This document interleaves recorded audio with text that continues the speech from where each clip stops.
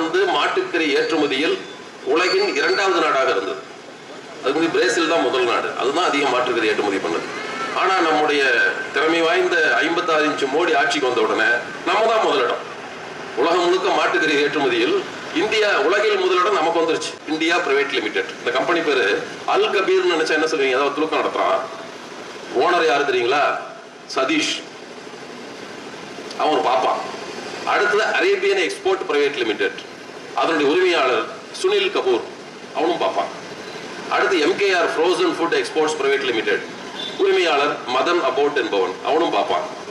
4வது நிறுவனம் PML industries private limited. அதனுடைய உரிமையாளர் ஏஎஸ் பிந்த்ரா. அவனும் பாப்பான். அடுத்து 5வது இந்திரா நூயி. எல்லாம் கேள்விப்பட்ட பேரா இருக்கு. உலகில் அதிக சம்பளம் வாங்குறவன்னு சொல்லிட்டு இருப்பாங்க. தமிழ்நாட்டு பாப்பாத்தி இந்திரா கிருஷ்ணமூர்த்தி அவ பேரு. நூயின்னு ஒருத்தனை கல்யாணம் பண்ணிட்டு அவ பேரு நூயின்னு சேர்த்துக்கிட்டான். நம்ம ஊர் பாப்பாத்தி. அவன் அடுத்த லிஸ்ட்ல இருக்கிறவர் ஐயங்கார். சங்கீத் சிங் சோம் என்று ஒருவன். அவன் பிஜேபியில எம்எல்ஏவா இருக்கிறான்.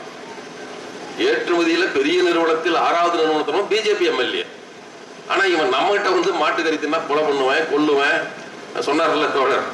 அரசுக்கு மாடு வாங்க போனா உதைக்கிறான். என்னன்னே அவனுக்கு தெரியாது. இந்த காலத்தூக்குற நாய்க்கு செக்குன்னு தெரியுமா, சிவலிங்கமானு தெரியுமாம்பா. அவனுக்கு தான் பொறுத்தது.